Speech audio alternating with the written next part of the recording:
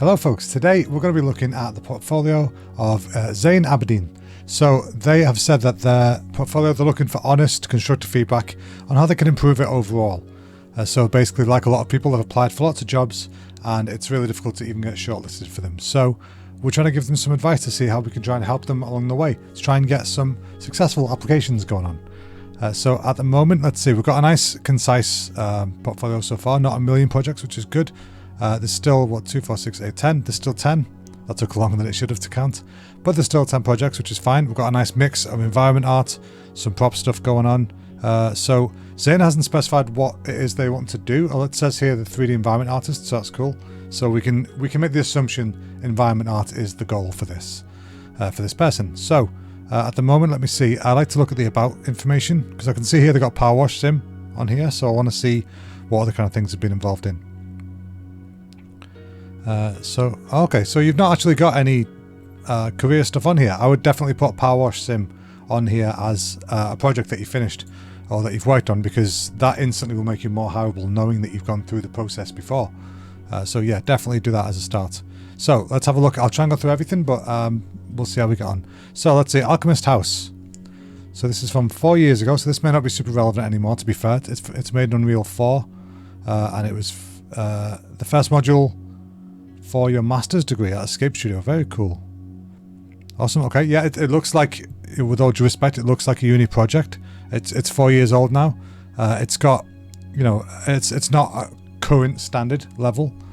So personally, even though it's a cool project, I would get rid of it from your portfolio at the moment, because it doesn't reflect your current skill set, which is the point of a portfolio. If you're trying to apply for a job, you want to be showing your utmost best that you can do.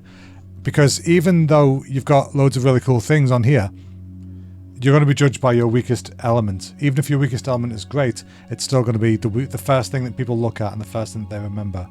Because most hiring agents have very short amount of time to look at stuff before suggesting you to someone. So they're going to look at this and go, it's not quite strong enough, on we go. Because, I mean, as you can see, you made this 4 years ago and you made it in uni. You know that it's not your current skill level. So with all due respect, I'd say get rid of it and move on. It's a cool project though. Maybe redo it, do a modern version if you look for something to update it with. Let's quickly look at this. This may be a similar situation because the thumbnails are the same. So this is 3 years ago. See, this is already an improvement of the last one. So it was completed during the second module over 6 weeks. Okay, so this is the second module. Already you must have learnt a lot from the first one. This is much more improved. It's still not perfect, but I like the kind of Last of Us kind of style you got going on here. As pandemic, soldiers lost contact with all those companies, found somewhere to stay and hide. Cool. Okay, I like that you got a little story behind it as well. You model everything using Maya and ZBrush, your textures in Painter and Designer, and Photoshop as well as Quixel Mixer. Cool. Okay, so there's lots of things in there that you've used, which is good to see. You've got a variety of skill sets that you can apply into different software. So one thing to point out is when you have stuff like this, like a billboard, be careful of the kind of values that you're using here. For example, these are all looking like they're slightly glowing, and I know they're not. But in the real world, when you have white paper, it's not actually white. It's like, it's a lower value, so it's more of a grey. So just double check your colours on here, because they're all a little too saturated, a little too high in value. If you do the squint test, you shouldn't be able to see really bright splotches coming out too much, because it makes them look like they are images rather than bits of paper on the wall. I hope that makes sense. It could just be to do with making sure the roughness is right as well, so that light's behaving as it should do with it. You've got some interesting stuff going on here on the roof. I get that it's decrepit and old, but I feel like stuff like this would be very hard to happen. Like, what would cause that? Try and think of it realistically. Why would that happen? Maybe a pigeon flew into it or something, so it's knocked it, but then you would have it fully off, fully in, so that they've kind of knocked it on the way in, Try and get some more realistic storytelling going on with that. So here, for example, you've got the corner pieces are missing and you've got ivy coming in, but over here any of the gaps are dark, indicating that there's no light getting into that part. So is this hole only in this corner of the floor above? Like, it doesn't make a lot of sense. So try and think of it how the building would actually be constructed. If this is a lower floor and above you've got the higher floor, or if this is like a bungalow or something with just one level, you would see sun shining through here as well where there's gaps. It wouldn't just be dark. But this is a pretty cool scene. That I like the kind of general vibe you've got going on. Similar to what I was saying before about the light, like this is looking like it's glowing. Just double check all your maps for this, check your roughness and that kind of stuff to make sure it is quite rough, because it should be, a net curtain isn't very reflective. It should be quite rough. And the white might need to tone it down slightly so it's not as light, because it looks a little unnatural. I like the frame that you've got going on, that looks pretty cool. Let me see. Is this broken glass by the doorway? Sorry, I need to look at this full screen. That's better. So is this puddles or something? Like there's something going on here where it may be some light leak from the other side of the wall, but this shouldn't have any light reflection going on at all here. It's under a table in a dark corner. That shouldn't be happening. So look for stuff like that where, things just don't make sense. And stuff like here as well. Your radiator looks like it's floating at the moment because it doesn't really have much of a contact shadow going on. So I'm assuming that your light source that's nearby is too soft and it's not casting the right kind of shadow as to what you should be seeing. This is an Unreal Engine, right? So you should have some screen space ambient occlusion going on, but I'm not seeing much of it. So maybe check the settings for that and see that they're tuning them enough. I like that you got Last of Us nod in there. That's nice to see. This wonky shelf is interesting. Now, something like that, you want to give, again, like I said before, a reason for it happening. So you want to show where it was. So there would be like some marks where it used to be, where it spent ages being set in that same position. Some dirt underneath it or dust gathered or something like that. And then when it's been knocked down, it doesn't make much sense for it to stop there. It would stop here. So it would actually hit the shelf underneath, and that would be what stops it from falling off fully. So it'd still pivot from that point. So it pivots around, but then it would stop dead on the shelf underneath. And then the things that used to be on that shelf could be down here on the floor in a pile. I can't see anything there at the moment. So just get a bit of storytelling going on there. It helps to add the realism of the scene itself. What is this part? I can't really tell. Are these normal errors on the wall here? By the way, I know I'm being quite picky, but just like I said before, you're going to get judged on the weakest parts and the weakest elements of things. So if I can point them out for you, you can either fix them or get rid of them or whatever it might be. And that way, people will only see your best things, and then they're more likely to hire you or to call you in for an interview. Cool, so you did your own foliage. That's nice to see. Some foliage cards. Cool, okay. And it's not particularly flat, which is good, because normally foliage cards can be quite flat if not done very well. But I think you've done quite a nice job with this. Well done. You've even got some subsurface scattering going on here, or at least faked, but I think it might be done properly. Very nice. Nice work. Okay, so you made this in Designer. Cool. I like that. I love Substance Designer. Oh, and you've even got shown what you've done with your Quixel assets. Okay, cool. So obviously you took assets from Bridge and adjusted them. Okay. Cool. Okay, so you've shown that you can integrate things from other things into your scene. That's useful. Yeah, cool scene overall. I'd say just address some of the bits I've pointed out. Stuff like this feels weird. Like, I don't feel like you would have the roof tiles still be intact when there's no supporting beam on the end of them. I feel like they would crumble. They would fall down. Especially after the level of... like, the amount of time this has been abandoned for. The fact that you've got plants growing and stuff to this degree means that this has been abandoned a long time. And so stuff like that would be some of the first bits that would corrupt and drop, because they're only brittle. They're normally made out of like polystyrene and that kind of stuff. So yeah, I would definitely get rid of them, and I would work on making sure that you've got some more debris showing, because at the moment you've got rid of a corner of the house, but not really showing much of it left. Like where did it go? Did it blow out? Did it blow in? Like, what made it go? Was it just time? And if so, things would collapse inwards and you would see them under here. Like, you've got one or two bits, but not a lot. So you would expect to see piles of rubble and debris left from that. Also, the couch is very clean for the condition of everything else. Now, granted, the couch might have been dragged in from somewhere, and if that's the case, again, I would show some storytelling. So I would have the path, like a dirt path showing where it's been pulled through the door. Like, maybe the soldier found a nicer couch somewhere and he's like pulling it in. It wouldn't make a lot of sense, but it would make more sense than having a clean couch in a filthy surrounding. But let's go back and look at the next thing. Okay, so this is Batman in London. It was created in a 14-week time period with 4 other students at Escape Studio. Okay, so have you credited the other students? Okay, be sure when you're doing group projects to credit everybody. It's just, it's common decency. It's a nice thing to do. People like to see that you can be a team player in that sense. Same as if you use concepts, you should always credit the artist who made the concept originally. Let's have a quick look at the video. God, this reminds me of my final major project at uni. Okay. I will skip through just because it's, you know, it's 2.5 minutes. It looks cool. I do like it. One thing I will say is that people who are looking to hire you will do exactly what I'm doing now. They're not going to sit and watch a 2.5 minute video because normally when people are looking through applications, they've got hundreds of them to go through, if not thousands. So they truly don't have 20 minutes to spend on each portfolio. They have maybe 5. So they will quickly be looking through stuff, which is exactly like I said before. You want to show your best stuff first, front and center. So I would personally start with images of what you're trying to show. This is a really cool image. It's got a nice angle. It's kind of dramatic with the moon behind it, and it shows it's a Joker. It's got everything it needs. So I would start with that, and I'd have the video further down just to show that you can have a look around the area as well in the video. But yeah, overall, this is a nice scene. I like what you've done. And was this in Unreal? You've not mentioned, I don't think. Oh yeah, Unreal 4. Okay, cool. So that's good, and I like the results that you've got. I think some of it might look a little bit strange like this. I think you can. It feels like a typed font as opposed to a sign, if that makes sense. So I would look at some coffee shop signs and try and use a similar kind of fonts that they've used, things that transfer well to actual real life signs. It's also very dirty. Like, things would be dirty, but this one is balanced better than this one. I think this one's just general grunge blanketed across, whereas you want a bit more storytelling. So this is more grungy on the edges where dirt tends to collect and spread out. This is jumping out to me, this area here. This all looks cool, but I feel like this part in particular is quite plain, and like it leads the eye because of the angles over there, and it's lighter, but it's leading to nothing. So what I would do instead is I would frame it so that you've got more of just this sort of central part. Maybe make it just a portrait image. So you've got this central part going on. So you've got a bit of the buildings showing a bit of graffiti on the sides, but then you've got a focal point of looking down the corridor or the alleyway.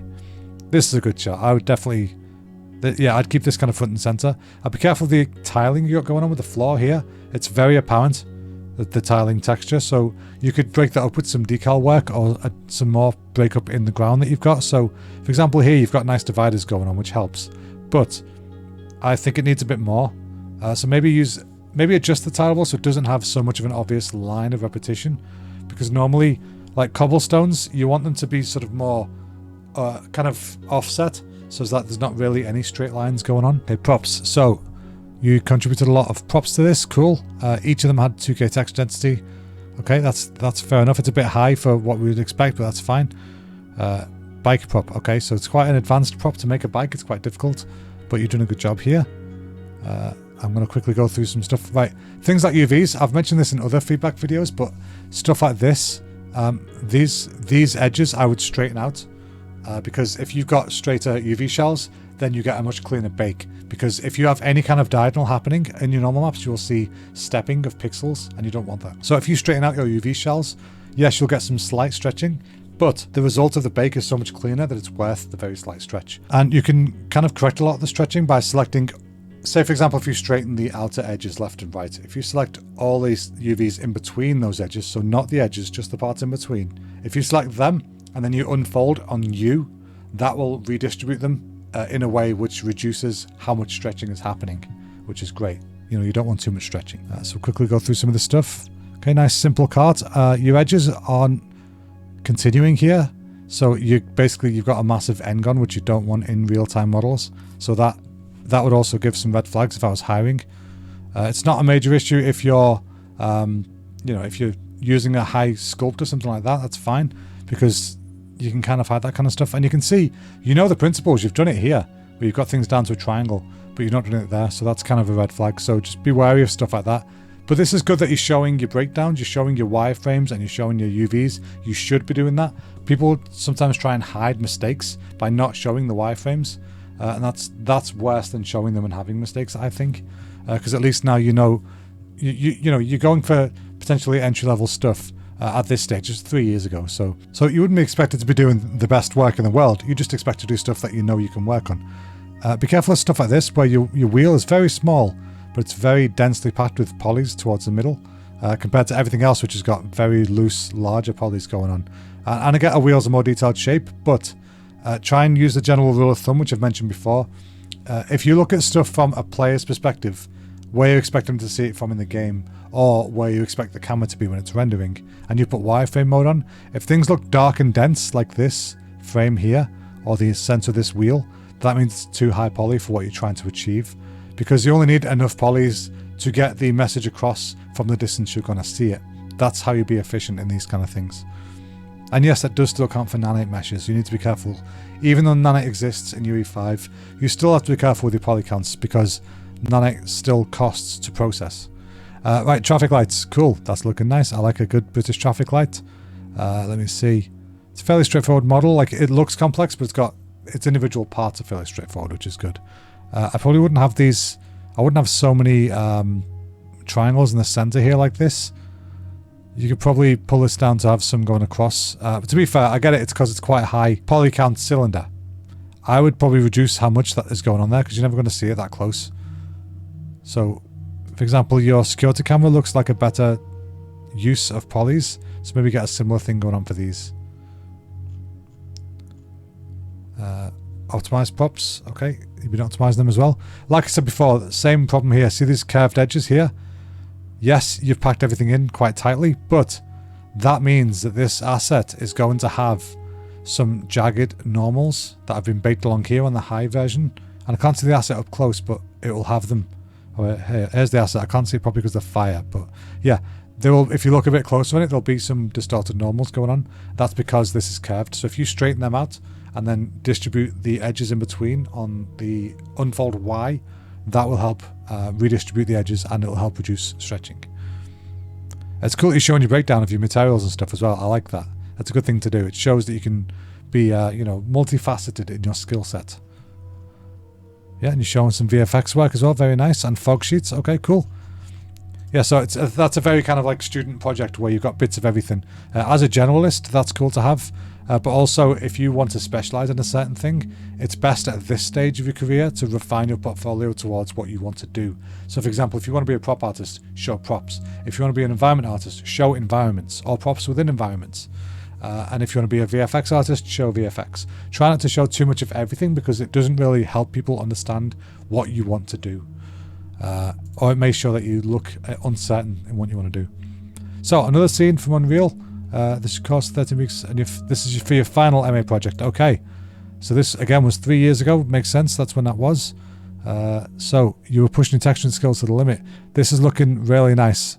We're looking a little low poly in some parts here on the fan. That jumps out to me straight away because they're quite light as well, so it draws your eye straight to them. I would make this a darker wood probably, or not necessarily darker, just a bit desaturated maybe, because it doesn't need to draw your eye. Everything else should be drawing your eye to it, but the rug here and the fan here are both calling me to them, and you don't really want that. You want the whatever element you're trying to pull the eye to, you want that to be the focus. At the moment, there isn't really a specific focus, and I get you trying to frame the room sort of, centrally, but this rug is absolutely pulling the eye to it, which granted, a rug does pull the room together, so it makes sense. I'd keep an eye on your tiling of your carpet. It looks very large. If you look at carpet, I know I'm looking down at mine like you can see it, but if you look at carpet, the grain of it is normally smaller. It looks a bit better here. Now this might be accurate, but just it feels like it's a bit large. This is pretty cool. You got some cloth sim going on. I like your guitar as well. Very nice. I'd be careful of stuff like this. These normals feel too exaggerated and too large and soft. I would get rid of them basically.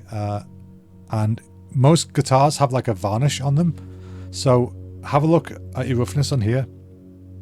You'd want less normal information, and you'd want to be using your roughness values instead to control how smooth that surface is. So you want it fairly shiny.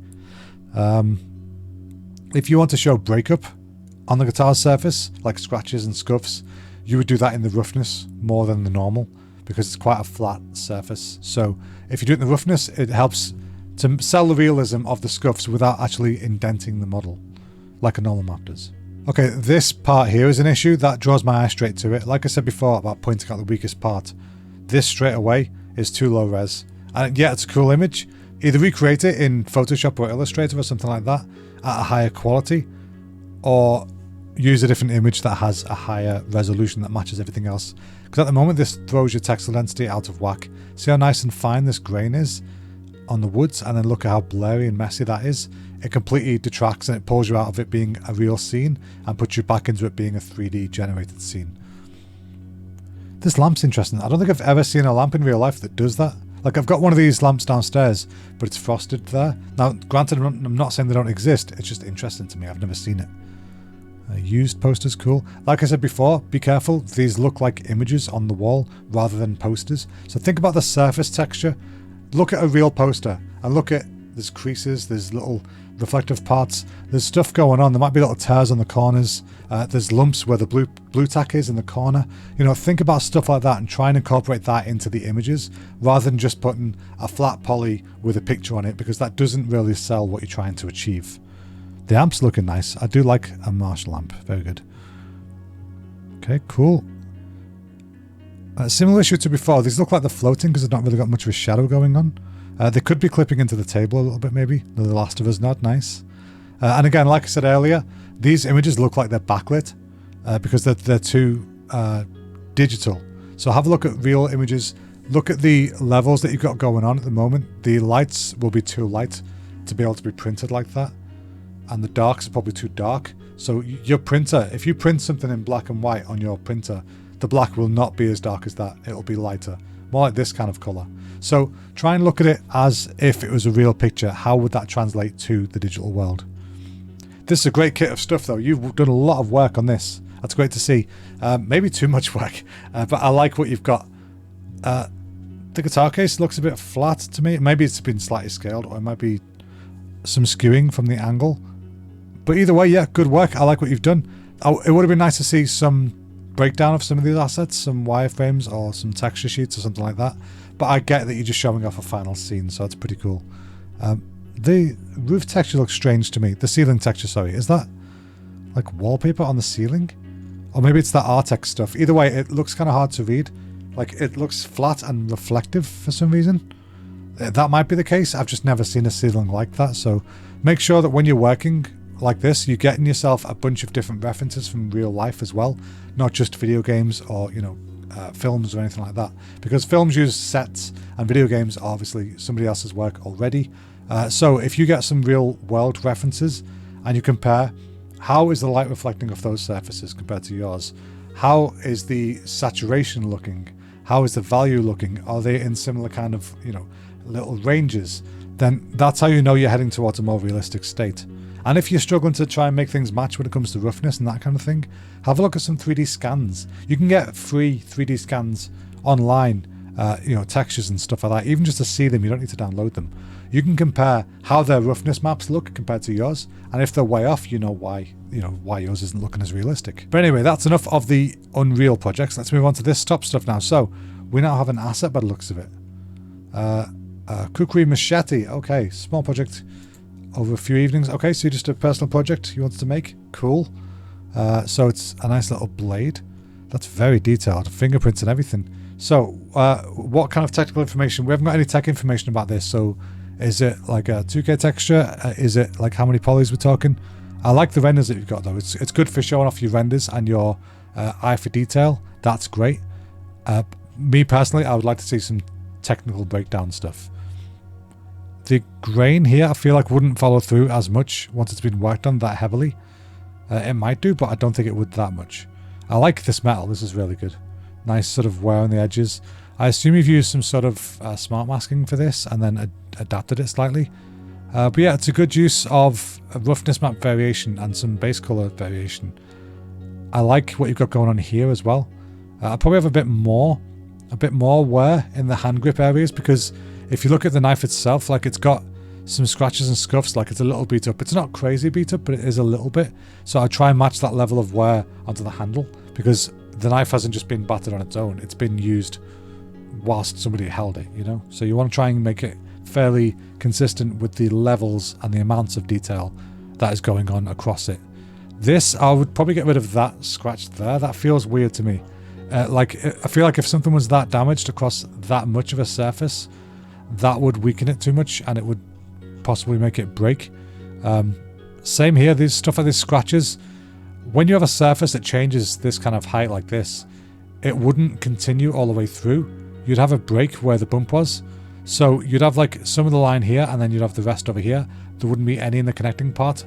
Because if you think about it, when something gets scuffed, if it goes across a bump, it kind of jumps the bump. It doesn't actually go in and then round, unless somebody is specifically carving it in, which they're not in this case. You know, it would make sense if it was like some engraving or something, but it's not the case here. So just be wary of stuff like that. This is posted 5 years ago. Wow, okay, so this was posted before the scenes we've just seen. So I assume you started with some asset work. Yeah, personally, I think that is really nice. If I had to compare this to this scene, I'd say get rid of this one completely in favour of this one, if you were trying to reduce how many things are here. Martial amp. Okay, we saw a martial amp before in the other scene. I assume it's the same one. This is posted 2 years ago. Straight away, I like what I'm seeing, but be careful of this level of noise you can see here. It's quite, it's breaking up, and that's because of the detail. So it might look better when it's zoomed in. Yeah, it looks a little bit better, but see how granular you've gone, like how small, how fine detail you've gone. That may be quite realistic to real life, but if this was in game, or since this is a digital render, you want to reduce the amount of repetition going on there because it makes it noisy on the screen and it's kind of distracting from everything else. But I like what you've got going on with the dials and stuff. It looks cool. Be careful of how dark you've gone here. This black looks very black. Like, look at the shadow. There's no difference there. It's also not touching the floor, so that kind of thing annoys me. I like it to be make sure you're actually touching, so you've got the nice contact shadows happening. But yeah, check your values. You may be out of PBR range there, and you want to show that you're within PBR range. And if you don't know what that is, look up PBR rendering and it will explain it for you. But basically, you don't want to go below a certain value. Either it's 30 or 50 in your value range on the RGB. So with your black, 30 would be the lowest you want to go in this situation. The back's looking interesting. I feel like something's missing here, but it might just be me. I've got an older amp, so mine doesn't have this kind of backplate on it. It has a hole where the speaker shell is because it's really old. But yeah, just double check your reference. I feel there should be something else here. It feels quite plain. Also here, you've got your holes for your ports for your connector to go into. However, obviously you've not modeled in the holes themselves, so you've just got like a bit of grey there. Now in these situations, you can kind of break PBR rules a little bit because you're trying to show that there's a hole there, and a hole would be an absence of light basically. So what I would do in this situation is, rather than, you can model the hole in, but rather than doing that, I would just have this circle be almost completely white in the roughness map, because that would then stop the light hitting it. It would make it look much darker than everything else, and it would sell that it is kind of a hole where you plug something into. This is cool. So is this a slightly dirtier version, isn't it? It's not super obvious. Like, you can see it's a bit dirtier, but what I would do if you were going to do, oh, this is cool. If you're going to do two versions, I would show one that's really kind of stage used. You know, like properly if you look at used Marshall amps online, they get battered about the place because if it's by like a busker or somebody, then they will have it on all kinds of streets and they'll knock it into backs of vans and things. If it's like a touring band, they would have the same kind of thing, but it'd be stage work. So there'd be a lot of like tape and stuff on them. So have a look at different reference. A good place for this kind of stuff is places like eBay. If you look up like stage used amps, or if you look, you know, busking amp used or something like that, you'll get to see a lot of really good storytelling on there. I like you've got this kind of ripple going on because that tends to happen with these cases. It's like a fake leather, and as soon as it starts to wear, it kind of stretches out a bit and then ripples up. So that's cool. You could have some tearing underneath as well, which would be good to sort of show why it started rippling. It's a very low res model. It's a lot lower than I expected. That's cool. I like that. You've done a lot with very little, so that's good to see. Let me see. Okay, cool. Yeah, I'd like to see some texture work on that, but yeah, I think it would be cool to show these side by side, you know, so you've got a clean and dirty versions, because rather than scrolling up and down trying to memorize what I saw there and then memorize this, it'd be cool to see them both together. Also, I feel like this needs some more sort of front lighting. It doesn't have that much, which leads to this kind of black part I was saying about before. Whereas here, you've got some more front lighting, so you can see you've got a nice clear separation between the front of this and the shadow. Again, it's still not touching the floor. It should be touching the floor with the little feet at the bottom. But great effort. I do like what you've done here. And the holes look a bit better here as well, compared to what I was talking about on the back before. So I don't know if you've done the same thing with the back of this. Actually, you've not got a back shot for the one version. That's fine. But anyway, back to this stuff. So, wait, Power Wash. Okay, so this is from Power Wash Simulator? then I would put the logo on it as well, so it shows that you've got multiple things from that game. But anyway, let's have a look. So this is Dr. Brown's van. Awesome. So let me just check. Did you actually work on this, or is this for a fan project? Yeah, so you got to work on the Back to the Future pack for Power Wash. That's awesome. Well done. So let me see. Yeah, cool. So you're thanking the people, the relevant people. That's good to see. Okay, Doc Brown's van. Very simple asset. Very simple textures on it. I think it might even be a flat texture just for colors. Now, I'm not super familiar with the game, so I don't know exactly the art style. If this is the art style, that's fine. It's kind of a stylized flat look. Personally, I would like some more, I keep using the term storytelling, but you know what I mean. I would like some more realistic storytelling happening. Some dirt around the wheels, you know, some aging, some worn parts where things are used all the time, like the backlift and that kind of stuff.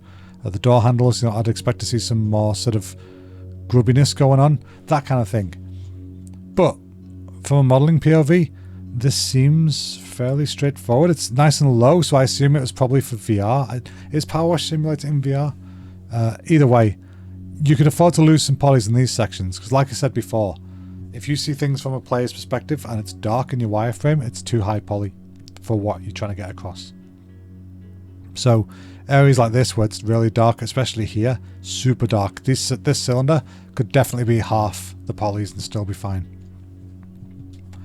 Okay, so this is what you're doing. So you have a white model and then you clean it. You have a dirty model and you clean it off and it becomes the white one. Okay, cool. I don't have a lot of feedback for the texture work. Like I said, I don't fully know the art style for that game, but that's really cool to see. And you've got the trailer at the bottom this time. That's cool. You want to do that so people can have a chance to look at what you're doing. This is only 3 months ago. Nice, good job. Nice recent work. I like to see it. Yeah, I feel like you probably don't need so many renders of the van itself. You can maybe even do some side by side. So you could have one, you know, this one and this one could probably be, you know, side by side, kind of like a V kind of formation. And that would save you another scroll, because people who are looking through your work, they don't want to be constantly scrolling through a million images to try and get to what they want to see. They just want to be like, okay, that's cool. Okay, there it is again. There it is again. There it is again. There it is again. And there's the wireframes. Like, they want to see 2 or 3 images and then wireframes and texture work and that kind of stuff. So just, yeah, get your work front and center as soon as possible. So what's this? Summer 24. So you got to work cruise ship pack. Cool. Okay, what? So you make cruise ships? Oh, awesome. Okay. Right. Well, first of all, your thumbnail. That's cool, but it's not showing what you worked on. So, as in the project. So what I would do is I would have these 2 logos and then the work. Like, so on here, for example, I would have the Power Wash Simulator logo, like here or something. And if you did the same thing here, I would have Power Wash Sim maybe there, and then Summer 24 here, and then show the actual scene there. Because at the moment, this is just like the, you know, PlayStation Store logo for the game, and it doesn't really show what you did. It doesn't show what we're about to witness. So your trailer's up top again. Again, I would put that down the bottom. So you've worked on the actual level. You're assigned to build this scene from scratch. Very nice. That's a really cool thing to be given, isn't it? Very nice work so far. Again, I'm not familiar, so I assume from what I'm seeing, it is quite a stylized game, so I can't really comment on texture work. Stuff like this though could do with a few more polys. So since you spent so many before on that cylinder, you can definitely put a few more polys here. Basically, you just want enough so it's not jagged. So you can see you've got some really nice curvature going on here, so you've spent them over there, just not in this part. So try and keep things consistent. I like your little guys you've got here. This feels a little noisy, whatever this thing is. It kind of like it's getting lost in the background because of all the pipes going across. So I would probably try and adjust your angle on your render so as that maybe it's a little bit lower, so as that these are above the poles of the fence, because then it's not as jarring to look at. Because at the moment, my eyes are kind of fighting as to seeing which one I want to look at first. Let's see, and you've got some tiling going on here. I'd try and make sure that the well, it's curved. I was going to say I'll try and make sure that the tiles are stopping at the edge. What I would personally do, if you could afford to do it in the scene, as in, you know, if you can afford to use more resources, I would have a trim sheet with a strip of grout on it, and I would put a polygon strip around the entirety of the outside of that with just some grout. so that it looks like it's actually been sealed in, because that's how those things are normally done. Think about it in the real world. And I get this is quite a cutesy stylized game, but you still want to try and base things in reality a little bit. This, for example, this definitely needs to be rounded off more in the future, because this, you know, everything else looks nice and smooth and rounded, and it's got all this kind of information going on, and then here is way lower. That kind of creates this kind of disjoint between the quality of the work. So if it was intentional, make it really intentional. Have it so that it's like, you know, it's got much sharper points. It's got like beveled edges closing it in and stuff. But at the moment, it just looks much lower poly, and you got to be careful with that. There's also something strange going on here. I'm not certain what that is, but we'll have a look in a minute from a different angle, I assume. I like this tree. That's a pretty funky tree. Let me see. Okay, so we've got these lounges. They're the same asset. Good. That's what you want. And I don't really have much else to say about this one, to be honest. It's fairly, you know, it's a pretty good job. Okay, so this starts off filthy and you clean it. That's just the gist of the game, isn't it? So that makes sense.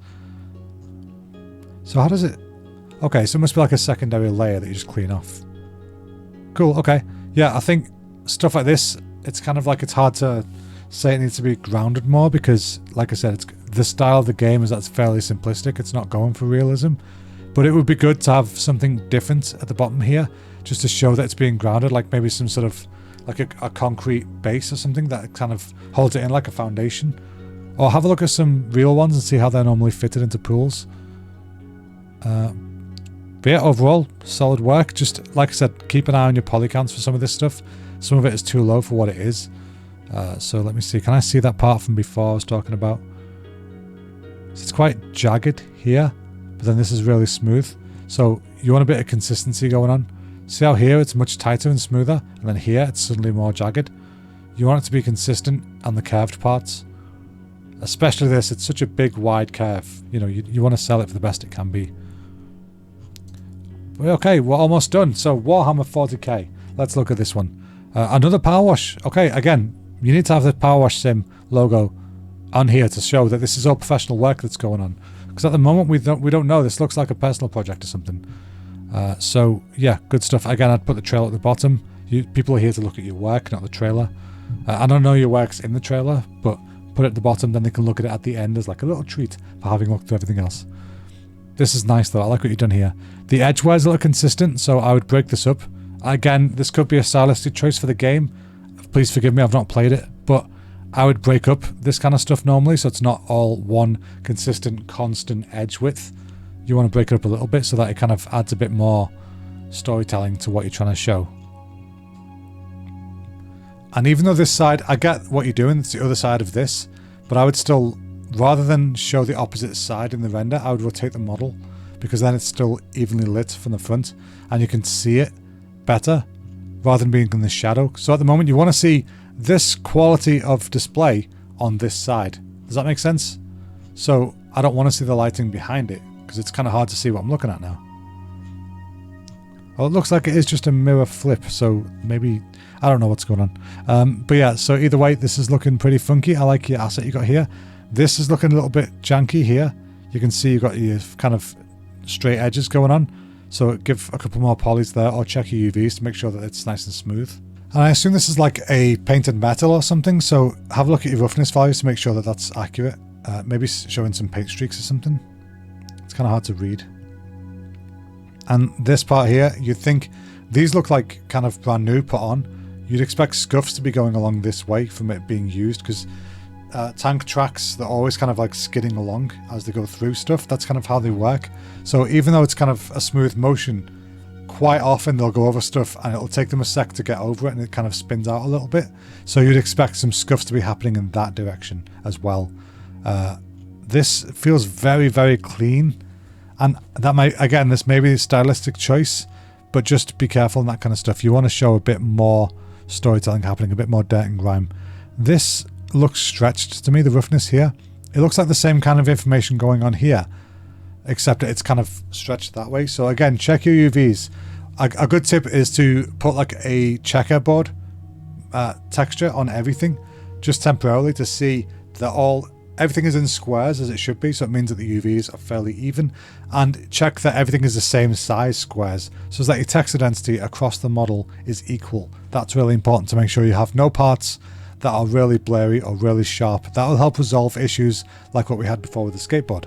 This is interesting. There's a lot of very hard, solid, jagged, pointed edges here, which is the style of Warhammer. There's a lot of that kind of thing, but you could probably get some more interesting shapes happening.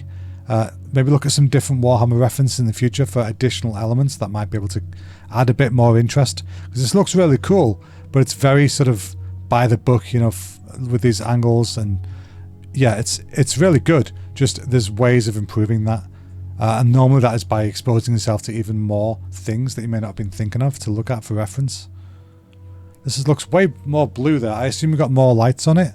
I'm not really sure what the purpose of these renders are, because they're the same as what's above, just different, smaller. And there it is in game. Cool, good to see. Good to see. It's a huge asset. I didn't realize it was that big. My goodness. And there it is, the actual UVs, the wireframe, sorry. Cool. So personally, as somebody, if I was looking at this to hire you, I would much rather see like both sides and like a top of the wireframe. So you could have one here, one there, and then a top-down view in the middle between them as like a wireframe. Or, you know, like, yeah, I'd prefer to see more wireframes than just one, and less of these renders where you've got like a million, all showing roughly the same thing, basically. So try and be more refined in what you're doing. Show 3 or 4 really nice solid images, or, you know, really nice renders, and then 2 or 3 really nice wireframe renders and some texture sheet work, that kind of stuff. That just helps us see what you're capable of a bit better. Okay, so finally, the AK-47. 2 years ago this was posted, so this is some older work, but you've put it at the beginning of your work because you probably feel this is your best stuff. Now, again, from a purely hiring point of view, this would make me think you want to be a prop artist, not an environment artist, because this is the thing you put in front and center. You have the most pride in, that kind of stuff. So let me see. Texture with a lot more wear to match in-game reference. Okay. So yeah, you put a lot of effort into this to nail the modeling and texturing. So far, so good. I think you're doing a great job. Ooh, I would change that background though. That is a very, what's the word? It's aggressive, basically. I would definitely tone the background down. It's making me not want to look at it because I want to scroll past it so bright. It looks a bit better here, but I'd still go for something a lot more desaturated than a fluorescent yellow background. It makes it genuinely difficult to look at your work as well, because you can't really see the detail because it's getting blown out by the light behind it. But yeah, overall, this is nice to look at. Let me see, what have we got? Some more detail here. Okay, yeah, you've definitely spent some time on the texture work here. It's looking good. I would get I'd make sure any moving parts have stuff like this where you can see things have been moved about and it's worn on the metal a little bit over time. This feels a bit even as well. The edge damage that's going on, it's consistent throughout the entire model. The same kind of thickness. You got the occasional variety, but most of it is the same thickness all the way through. Try and make sure to break that up a little bit and try and put it in places where it makes more sense. So for example, the handle looks like it's never been used, whereas this part looks more worn. So they wouldn't just be holding the front of the gun, they'd hold the handle as well. So, you know, keep your damage consistent in the areas where things are touched more frequently. Get more renders. Okay, nice. Up close stuff. This is what I like to see. So you can see these parts are baked in, which is fine, but I would make sure that you kind of got a bit more of a scoop going on here because this looks quite flat. So I'd want to be scooped in a bit more in the normal map. And this, I assume this is accurate to the actual model itself, the actual gun itself, but if it's not, it looks kind of low poly. So I'd probably have a few more edges here to kind of round out a little bit, because nothing in nature is that kind of perfectly sharp cut off.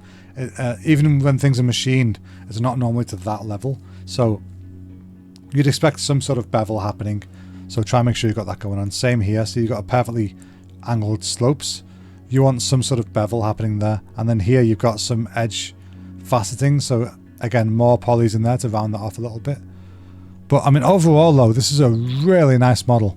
You've done great work with it. What is this? Some sort of scope, I think. Oh, the mounts and attachment parts. Okay, they're cool to see. I would put all 3 of these in the same render. just to show the accessories, additional parts, because again, you don't want people scrolling all the way through trying to get to stuff.